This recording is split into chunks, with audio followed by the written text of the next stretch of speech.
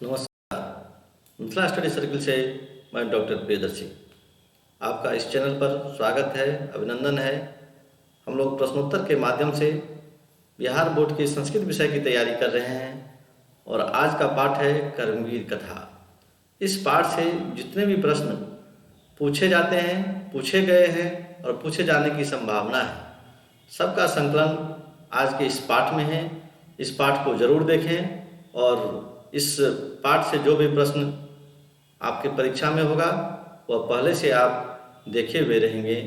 अगर आप इस स्लाइड को देख लेते हैं, इस पाठ को देख लेते हैं, तो आपका जो भय है इस पाठ के प्रति वह भय भी आपका दूर हो जाएगा और परीक्षा में आनंद का अनुभव करेंगे। आइए हम लोग प्रश्नोत्तर देखते हैं। तो पहला प्रश्न है, किस पाठ में दलित ग्रामवासी पुरुष की कथा है? आपके पाठ में, आपके पाठ्य पुस्तक में ऐसा कौन सा पाठ है जिसमें दलित ग्रामवासी पुरुष की कथा है? तो वह पाठ है क्या? कर्मवीर कथा। ठीक। दूसरा प्रश्न देखिए, भिखनटोला नामक गांव या ग्राम कहाँ था? तो बिहार राज्य के दुर्गम क्षेत्र में भिखनटोला नामक गांव था। तीसरा प्रश्न देखिए, भिखनटोला में कैसे लोग रहते थे? तो भिखनटोला में जो भिखनटोला गांव था उसमें अति निर्धन, शिक्षा विहीन तथा क्लिष्ट जीवन जीने वाले लोग रहते थे। ये याद रखिएगा, अति निर्धन, शिक्षा विहीन और क्लिष्ट जीवन जीने वाले, मतलब इसका जीवन बहुत कष्टप्रद था, ऐसे लोग भिखनटोला गांव में रहते थे। आइए अगला प्रश्न, भिखनटोला गांव में शिक्षक ने किसे देखा? जो शिक्षक आए थे घूमने के लिए, तो उन्होंने भिखनटोला गांव में किसे देखा? तो एक खेलते हुए दलित बालक को देखा। आइए अगला प्रश्न देखते हैं, शिक्षक का स्वभाव कैसा था? तो शिक्षक नवीन दृष्टि संपन्न तथा सामाजिक समरसता के रसिक थे। ये था शिक्षक का स्वभाव। तो यह जो पाठ है बहुत कुछ उसी तरह से है जैसे चाणक्य ने चंद्रगुप्त को देखा था। चंद्रगुप्त खेल रहे थे और चाणक्य घूम रहे थे, तो घूमते घूमते उनकी नज़र उस चंद्रगुप्त पर पड़ा, तो और उन्होंने उसको लेकर के ले गए और फिर देखिए मौर्य साम्राज्य की नींव उनके मदद से चंद्रगुप्त मौर्य साम्राज्य की नींव डाली। तो उसी तरह से यह पाठ भी है, जो एक शिक्षक आते हैं गांव में घूमते घूमते एक विद्यार्थी पर, एक छात्र पर नजर जाती है और वो बालक देखिए उनको लेकर के जाते हैं अपने साथ, शिक्षा दीक्षा देते हैं और देखिए वो एक अच्छे प्रशासक के रूप में उभर कर सामने आता है। तो ये है कर्मवीर कथा। इस पाठ से बहुत महत्वपूर्ण प्रश्न हैं और बहुत महत्वपूर्ण प्रश्न पूछे जाते हैं। ऐसे ज्ञान की दृष्टि से भी ये पाठ बहुत आवश्यक है। इसलिए आइए देखते हैं इसका प्रश्न 6 नंबर, कर्मवीर कौन था? तो कर्मवीर का क्या नाम था? तो राम प्रवेश राम। दलित संप्रदाय से था, तो राम प्रवेश राम उस कर्मवीर का नाम था। इस कर्मवीर कथा में जो कर्मवीर है कौन था? तो राम प्रवेश राम। आइए अगला प्रश्न देखते हैं, शिक्षक राम प्रवेश को कहाँ लाकर पढ़ाना प्रारंभ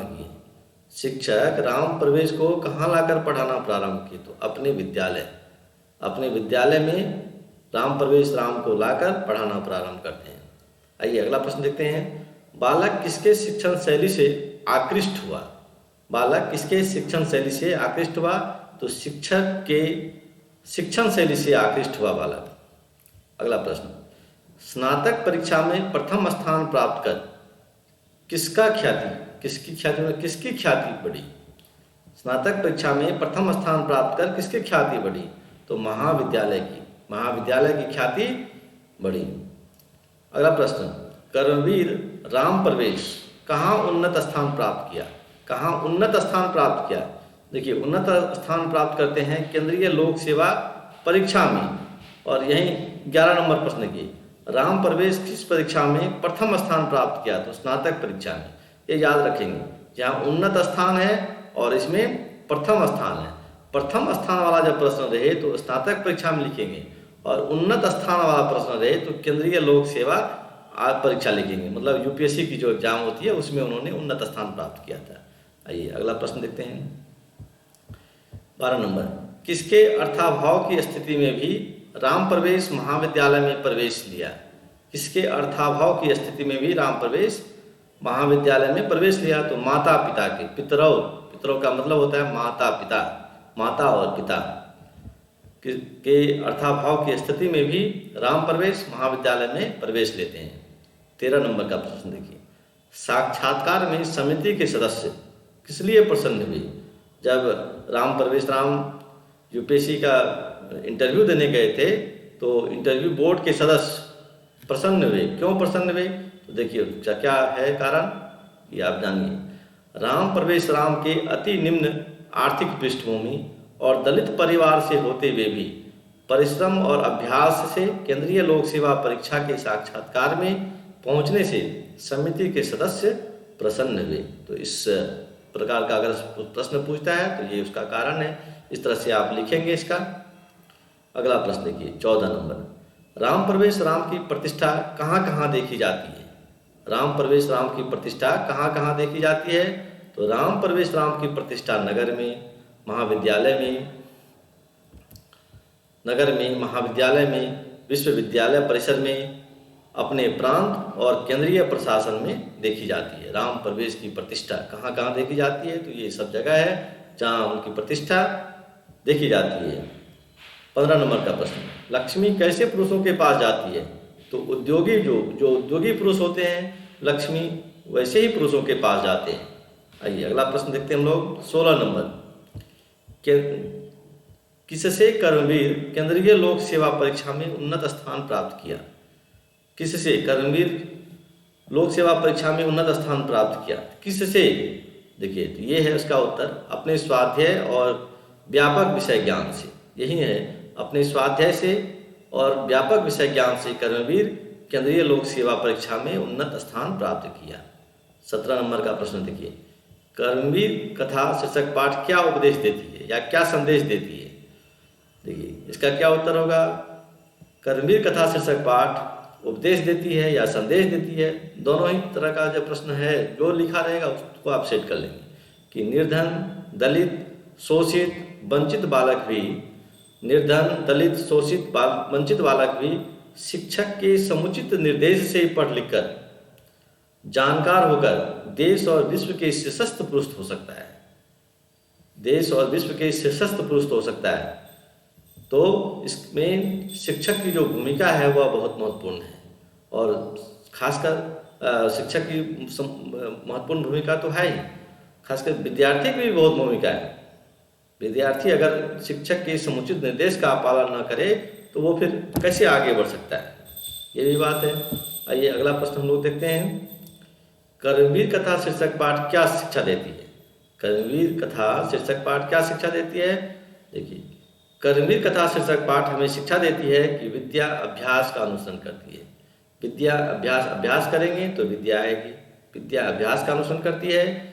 यह किसी उन्नत वंश की सुरक्षित निधि नहीं है, मतलब अमुक वंश में जन्म लिए हैं तो विद्या आ जाएगी, ये कोई जरूरी नहीं है। सत्य, निष्ठा और मनोयोग से अध्यवसायी होकर अर्जित विद्या सफल और यशस्वी होती है। सत्य, निष्ठा और मनोयोग से अध्यवसायी होकर अर्जित विद्या सफल और यशस्वी होती है, ये बात ध्यान रखना है। अतः जीवन में कभी निराश न होकर उत्साह से सभी कार्य करना चाहिए। ठीक है, ये इस पाठ से हमें शिक्षा मिलती है।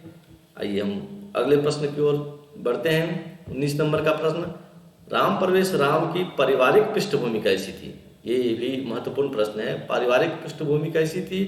तो राम अति निर्धन था, शिक्षाविहीन और कृष्ण जीवन जीने वाले दलित परिवार से संबंध थे, मतलब उनका जो परिवार था बहुत निर्धन था, शिक्षाविहीन था, मतलब पढ़ाई लिखाई से कोई वास्ता नहीं था। कृष्ण जीवन, कष्टमय जीवन जीने वाले दलित परिवार उनका था। गांव के बाहर एक जीर्ण शीर्ण कुटी में उनका परिवार रहता था। उनके परिवार में उनके माता पिता, वे खुद और उनकी छोटी बहन रहती थी। ये है उनकी पारिवारिक पृष्ठभूमि।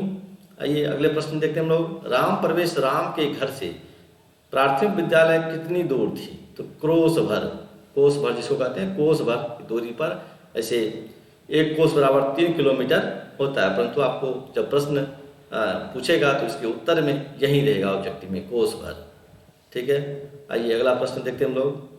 प्राथमिक विद्यालय किसके द्वारा स्थापित किया गया था? तो सरकार के द्वारा, सरकार ने वह प्राथमिक विद्यालय स्थापित किया था। अगला प्रश्न, छात्र का अध्ययन क्या है? छात्र का अध्ययन क्या है? तो तपस्या जो है वही छात्र का अध्ययन क्या है? तप। हाँ, तपस्या अगर करते हैं, आज अभी जो हम लोग तपस्या है अध्ययन करेंगे तो वही तपस्या है। ठीक है, पहले के ज़माना में लोग जंगल में जाकर के तपस्या करते थे, परंतु अब पैटर्न चेंज हो गया है। आप अध्ययन करिए, वही समझिए। विद्यार्थी अगर अध्ययन करता है, पढ़ता लिखता है, तो वही उसकी तपस्या है। अगर नहीं पढ़ता लिखता है तो वो उसकी तपस्या नहीं है, मतलब वो तपस्या नहीं कर रहा है। तो जो विद्यार्थी जितना तपस्या करता है वह उतना आगे बढ़ता है, उतना फल प्राप्त करता है। ये 34 नंबर का प्रश्न देखिए। राम महाविद्यालय में कैसे प्रवेश लिया? राम महाविद्यालय में कैसे प्रवेश लिया? तो जब वो मैट्रिक की परीक्षा उत्तीर्ण कर लिए तो राम अपने विद्यागुरु से उपदेशित होकर, मतलब जो शिक्षक उनको पढ़ाए थे उनसे उपदेशित हुआ, उन्होंने उनको समझाया। फिर छात्रवृत्ति भी मिली, अच्छा अंक प्राप्त किया तो छात्रवृत्ति मिली। और कन्या छात्रों को पढ़ाकर, अपने से छोटे बच्चों को वो पढ़ाते भी थे, उससे जो धन अर्जित होता था उससे नगर जाकर के महाविद्यालय में प्रवेश लिया, मतलब उससे अर्थोपार्जन होता था। ठीक है, अर्थोपार्जन का उनका एक साधन था, जो छोटे बच्चों को पढ़ाना, अपने से जूनियर बच्चों को पढ़ाना, और छात्रवृत्ति उनका अर्थोपार्जन का एक साधन था। और उसके बल पर वो महाविद्यालय में प्रवेश लेते हैं। और फिर क्या क्या हुआ वो आप पाठ में पढ़ चुके हैं, सुन चुके हैं। तो ये तो है कर्मवीर कथा शीर्षक पाठ, और उससे पूछे जाने वाले सभी प्रश्नों का संकलन आप पढ़ें, मन से पढ़ें और भय विहीन होकर के पढ़ें। क्योंकि इस पाठ से अगर कोई भी प्रश्न पूछा जाता है तो आज इस पाठ में जितने प्रश्नों का संकलन है उससे बाहर नहीं जाएगा, इतना मैं विश्वास के साथ कहता हूँ। इसलिए आप पाठ को जरूर पढ़ें, जरूर सुने। चूँकि आप 1-2 बार या कई बार आप पढ़े होंगे तैयारी के क्रम में, और इस तरह से अगर आप 5-10 मिनट, 10 मिनट, 15 मिनट का जो वीडियो होता है उसको अगर आप सुन लेते हैं तो पाठ की पुनरावृत्ति हो जाएगी। ठीक है, तो इसी के साथ आपको बहुत बहुत धन्यवाद। फिर मिलेंगे हम लोग अगले पाठ को लेकर के, फिर हम लोग अगले पाठ में मिलेंगे। तब तक के लिए धन्यवाद।